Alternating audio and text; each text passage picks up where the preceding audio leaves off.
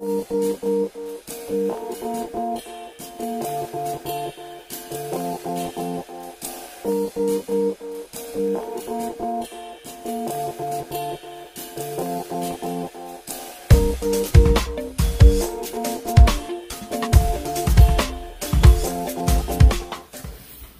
yeah. Have we lost track of what episode number it is? Are we recording? I don't know. I think it's episode like 11 or 12. I can't remember. That's how good we're keeping track, you guys. But today... It's episode... 11? 11? What is it? I'm not sure she's whispering to me. I'm not sure she's whispering. Anyways... Wait, we are recording? Yeah, look, see? 32, 33. Oh, yeah. The timer going. We're starting this episode, you guys, and today me and Kayla, we're going to talk about... 2% enlightenment. 2% enlightenment. Oh, well, I don't know what that means. Well, I hope you know what it means. We invented it. It's not an invention, it's just a concept. And basically, we'll just kick off right with that concept. Also... I've noticed I play with my hair a lot during podcasts. Trust me, they like it. Oh, you look cute while you do it. I like it. Comment below. Tell us if you like it when Kayla's flipping her hair and playing with it and looking all beautiful. And make sure you like and subscribe and share it. Just tell the world about this podcast, please. Anyways, 2% enlightenment. I'm going to stop moving. Move around. So you have... ignorance or like Buddha enlightenment, right? So we have B.Bloomed YMM, and the whole concept behind B.Bloomed YMM, it's a combination of different schools of thought, right? Buddhism, yoga, but there's multiple things about people confuse yoga with the postures and the exercise, like the exercise classes. Tiny bit of it. There's actually 8 whole limbs of yoga, and the physical postures is just one of those limbs, right? The other limbs are about a lifestyle of achieving enlightenment or liberation, right? Yeah. Getting a call? Just Kayla's getting a call, guys. Hold on a second. Just kidding. I wanted to look up this quote real quick. Keep talking. And if you look at the 8 limbs of yoga, it's very similar to the Buddha's teachings of his Eightfold Noble Path. And I did a lot of study of Buddhism. She did a lot of study of yoga. Right. Amongst other things like Ayurvedic science, like right now we're trying to really shift our diet to an Ayurvedic diet based off our dosha types. Ayurveda is the sister science to yoga. So you got Ayurveda, you got yoga, you got Buddhism, and we kind of through our search through those schools of thought and using some of those practices in our lives, we realize that enlightenment doesn't, you don't have to go from 0 to 100. Pure enlightenment. To 0 to 100. It's not binary. No. Meaning, it's not all or nothing. Meaning, you have ignorance, which is like the opposite of enlightenment. Then you have enlightenment, which is like Buddha enlightenment, going to nirvana, not being reborn, right? But that's a very lofty goal. Right. Especially when you have a family and a job and you have to pay your bills and you have...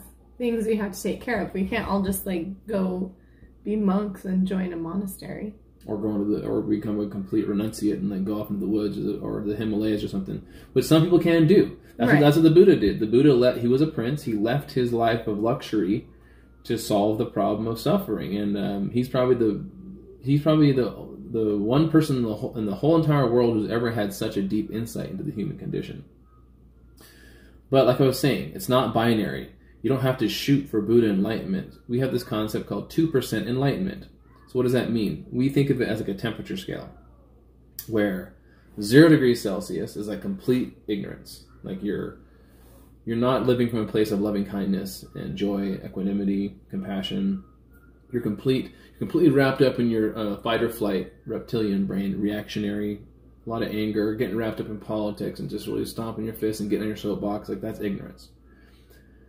Now, 100 degrees Celsius on the temperature scale would be Buddha enlightenment. Think of it like a temperature scale, right? So if you can just achieve 2 degrees Celsius or 2% enlightenment, we feel like you are an enlightened human being. Would be able to transform. Absolutely. Just gaining that better awareness, a better relationship with your mind, your thoughts, your body, your health. It helps you have better relationships with everyone else around you as well. Absolutely. And so I know a lot of people out there, because I struggled with that. When I first started studying Buddhism, I went so deep down the path of what they call anatta, or non-self.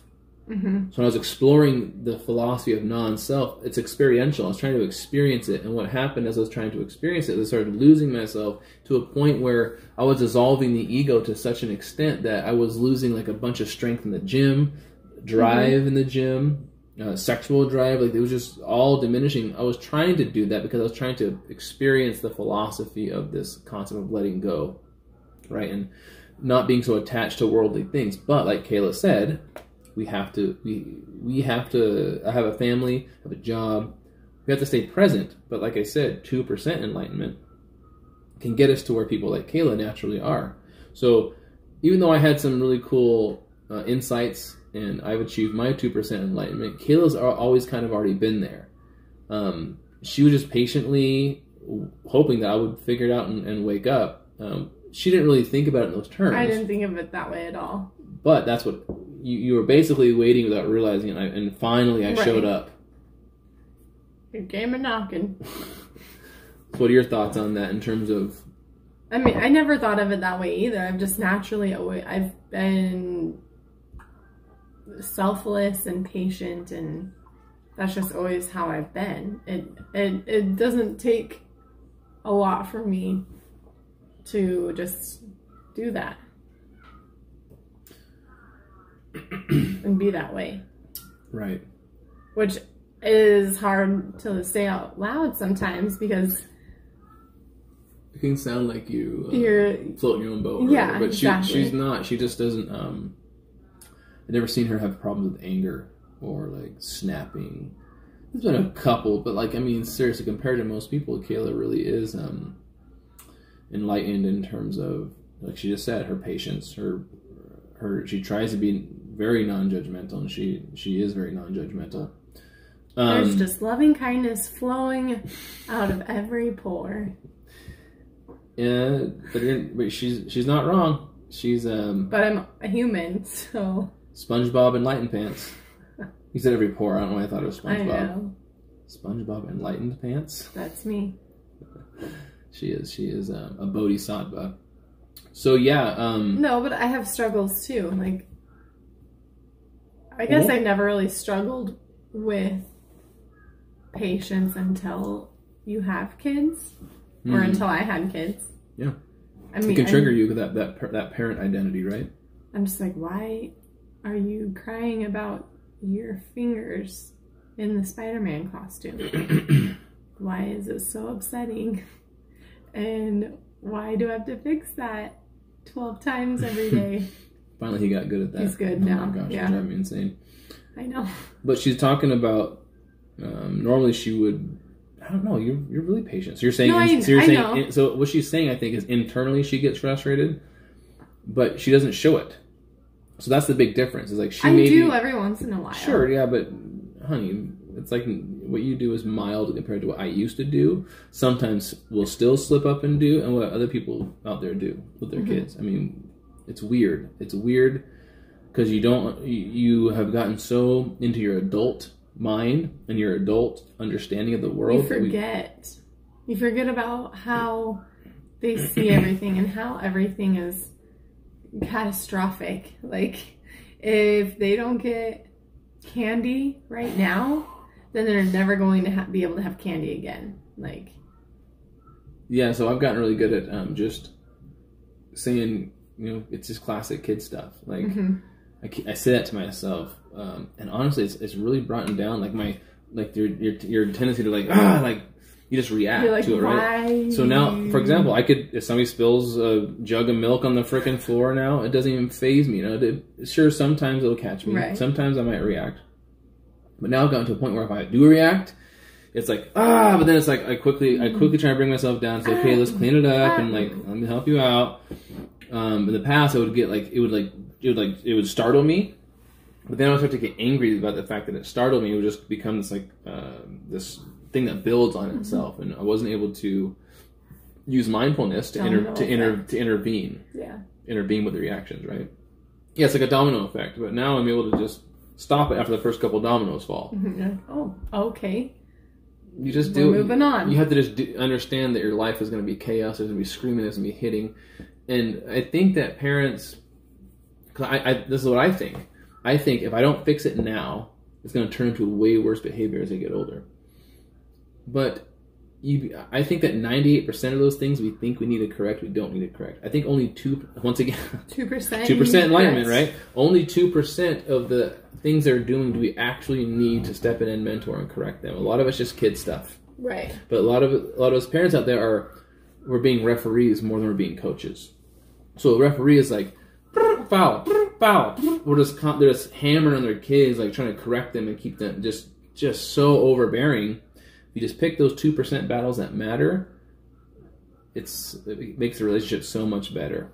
So the other day I was picking Tegan up from school, and there's this little family that we run into every day, and the mom, we were like 30 minutes early, and the mom was like, she had 2 little kids, and she's like, no, don't do that. No, stop doing that. No, stop doing that. No, don't do that. Like over and over for like 30 minutes. Right. I'm like, I don't know. It's tough. Well, here's the thing. We've all been guilty of it. But that's, it's like obsessive compulsive. Like they're kids. If you think the kids are going to sit down and be quiet, what are you doing having kids? Yeah, they're not going to sit down. They're not going to sit down and be quiet. Happen. Ever. No. So I understand they have to behave. You know, our kids are really well behaved. Like their teachers say great things about them in school. And guess what? We're not hammering on them about every little thing. Right. We just pick those 2% battles. And when I do pick a battle, I try to only escalate the force as much as is necessary. Well, you do it gracefully. Like sometimes you have to get a little gruff. Sometimes if they're really throwing they're throwing a tantrum, you kind of have to like raise your voice to like get them to listen and then talk. Yeah. I agree. So that 2% enlightenment, you can apply that to parenting. You can apply it to with each other. Like we don't need to criticize each other and correct each other over every little freaking thing. It's like only 2% of things we really need to actually address, and it wears on a partner when you're always bickering and pointing things out. Another secret is when we're criticizing each other, when we do it, we do it gracefully. So, for example, I'll say, hey, we really shouldn't. Let's say it's like something, some disciplinary thing with the kids. I would say, now, when I say this, I'm talking to both of us, but we probably shouldn't, whatever that thing is. So that way the other person knows that you're not only telling them that, but you're also letting them know. I'm also saying it as a reminder to myself to not do that same behavior. Yeah, you're not placing judgment on them. It's just a reminder to both of you. It makes them not feel like, oh, who are you, Mr. Perfect, right? That we naturally will respond like that. Yeah, like you'll go on defense. You're like, wait. So this is 2% enlightenment. You do things wrong too. Right? This is 2% enlightenment when we think about how we communicate like that. Right. I've done it in the past, and I still will slip into these old patterns, but it feels amazing. It feels a lot better, and you can apply it at work. You can apply it anywhere. Driving. Oh, yes, absolutely. Only 2% of things that happen on the road you actually need to get upset about. Yeah. I know it's an arbitrary number, and we haven't done any statistical calculations, but the idea that to be moderate in terms of how you're picking your battles, to me that is 2% enlightenment. But it comes from understanding, us going down a deep well with yoga, meditation, mindfulness, and realizing, wait a minute, we need to just incorporate this in little bits into our lifestyle. Right. Another example is Ayurveda. So we mentioned Buddhism, right? And Buddhism is really dealing with the mind, just a relationship between your conscious awareness and like the emotions and the thoughts that are arising, and how you create the separation between those things. Yoga being the union between mind, body, and spirit. Yeah, so it brings a lot of the physical stuff into it, but it still has all the Buddhist spices in there, but it adds some more ingredients that are really interesting. And then you have Ayurveda, which is a sister science to yoga. Right. It's like 5,000. I think they both originated in India at the same time. Old, yeah. So 5,000-year-old. So old. It's they're the grandmas of the dusty old, and it's ancient. It really is, and it also deals with the physical, right? It does deal with but it's really helping you understand like things like your diet. Like you take a dosha quiz, you can find out there's these 3 primary energies that the 5 elements are made of. Like, ooh, here we go, we're gonna get all hippie on you. You got space, air, earth, wind, and fire, right? The 3 doshas are like the 3 essential energies that constitutional makeup that make up those 5 elements, right? And when you understand this about yourself through Ayurvedic medicine, you can prescribe not only different foods, but different times of the year that can throw you out of balance or imbalance, times of day. What else am I missing? Yoga different postures, practices, different yoga practice, yoga how long for balancing. To hold your poses, and so if you are taking, and we can do a whole episode on Ayurveda too. I think we're going to. Yeah, but you can consume things like food or even behavior or times a day you're doing things, and if you do those things that are like flaring up one of your doshas and kind of agitating it puts you out of balance. Right. So Ayurveda, along with yoga and meditation and mindfulness, just really helps you understand yourself. Is that a big yawn? Yeah, I'm sorry. Helps you understand yourself on a holistic level. Right. And it helps you to balance yourself naturally. Now, yes.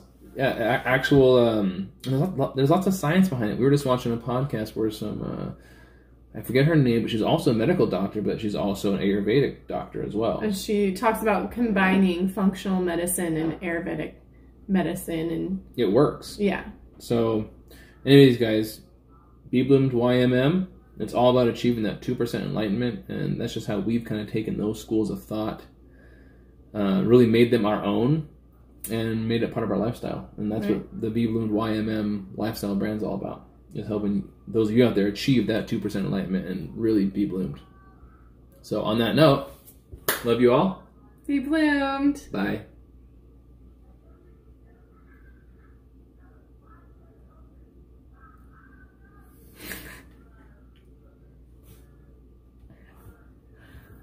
We're still doing... Be a good blooper reel. Peekaboo! You can hit stop whenever you're ready.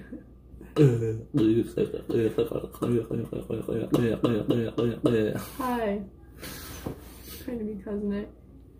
How much longer are we going to do this? Cousin it? Mm-hmm. Da-da-da-da. Da-da-da-da. Da-da-da-da. Da-da-da-da. Da-da-da-da.